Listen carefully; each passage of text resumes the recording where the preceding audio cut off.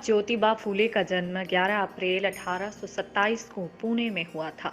उनकी माता का नाम चिमणा बाई और पिता का नाम गोविंदराव था। उनका परिवार कई पीढ़ी पहले माली का काम किया करता था। वे सतारा से पुणे फूल लाकर फूलों के गजरे आदि बनाने का काम किया करते थे, इसलिए उनकी पीढ़ी फूले के नाम से जानी जाती है। ज्योतिबा फुले बहुत बुद्धिमान थे। उन्होंने मराठी में अध्ययन किया। वे महान क्रांतिकारी, भारतीय विचारक, समाजसेवी, लेखक एवं दार्शनिक थे। 1840 में ज्योतिबा का विवाह सावित्री बाई से हुआ था। बता दें कि महाराष्ट्र में धार्मिक सुधार आंदोलन जोरों पर था। जाति प्रथा का विरोध करने और एकेश्वरवाद को अमल में लाने के लिए प्रार्थना समाज की स्थापना की गई थी, जिसके प्रमुख गोविंद रानाडे और आर.जी. भंडारकर थे। उस समय महाराष्ट्र में जाति प्रथा बड़े ही विभत्स रूप में फैली हुई थी। स्त्रियों की शिक्षा को लेकर लोग उदासीन थे। ऐसे में ज्योतिबा फुले ने समाज को इन कुरीतियों से मुक्त करने के लिए बड़े पैमाने पर आंदोलन चलाए। उन्होंने महाराष्ट्र में सर्वप्रथम महिला शिक्षा, अछूतों का उद्धार काम करना आरंभ किया। उन्होंने पुणे में लड़कियों के लिए भारत का पहला विद्यालय खोला। इन प्रमुख सुधार आंदोलनों के अतिरिक्त हर क्षेत्र में छोटे छोटे आंदोलन जारी थे, जिसने सामाजिक और बौद्धिक स्तर पर लोगों को परतंत्रता से मुक्त किया था। लोगों में नए विचार, नए चिंतन की शुरुआत हुई, जो आजादी की लड़ाई में उनके संबल बने।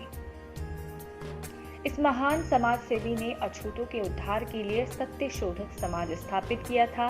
उनका यह भाव देखकर 1888 में उन्हें महात्मा की उपाधि भी दी गई थी। ज्योतिराव गोविंदराव फूले की मृत्यु 28 नवंबर 1890 को महाराष्ट्र के पुणे में ही हुई। आपको बता दें कि अपने जीवन काल में उन्होंने कई पुस्तकें भी लिखी। गुलामगिरी, तृतीय रत्न, छत्रपति शिवाजी, राजा भोसला का पखड़ा, किसान का कोड़ा, अछूतों की कैफियत, महात्मा ज्योतिबा व उनके संगठन के संघर्ष के कारण सरकार ने एग्रीकल्चर एक्ट पास किया। ज्योतिबा ने ब्राह्मण पुरोहितों की बिना ही विवाह संस्कार आरंभ कराया और इसे मुंबई उच्च न्यायालय से भी मान्यता मिली। वे बाल विवाह विरोधी और विधवा विवाह के समर्थक थे।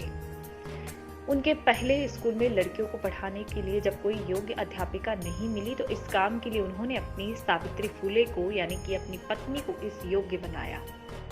उच्च वर्ग के लोगों ने आरंभ से ही उनके काम में बाधा डालने की कोशिश की, लेकिन जब फुले आगे बढ़ते ही गए तो उनके पिता पर दबाव डालकर पति पत्नी को घर से निकलवाया गया।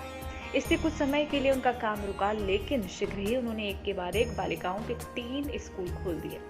दलितों एवं निर्बल वर्ग को न्याय दिलाने के लिए ज्योतिबा ने 1873 में सत्य शोधक समाज की स्थापना की। उनकी समाज सेवा देखकर 1888 ईस्वी में मुंबई की एक विशाल सभा में उन्हें यह महात्मा की उपाधि मिली थी। वर्ष 1848 में ज्योतिबा फुले एक ब्राह्मण मित्र की शादी में भाग लेने गए थे। यहाँ पर निम्न जाति का होने के कारण फुले को खूब जलील किया गया। उसी समय उन्होंने सामाजिक असमानता को जड़ से उखाड़ फेंकने की कसम खाई थी। शिक्षा के साथ साथ फुले दंपति ने विधवा के लिए आश्रम, विधवा पुनर्विवाह, नवजात शिशुओं के लिए आश्रम, कन्या शिशु हत्या के खिलाफ भी आवाज बुलंद की। महात्मा ज्योतिबा व उनके संगठन के संघर्ष के कारण सरकार ने कई अहम फैसले बदले। ज्योतिराव ने ही दलित शब्द का पहली बार प्रयोग किया था।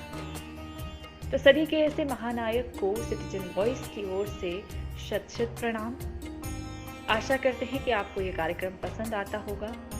बने रहिएगा अगले खास कार्यक्रम में ऐसे ही किसी महानायक की उपलब्धियों की जानकारियों के लिए, उनके इतिहास को जानने के लिए। जय हिंद।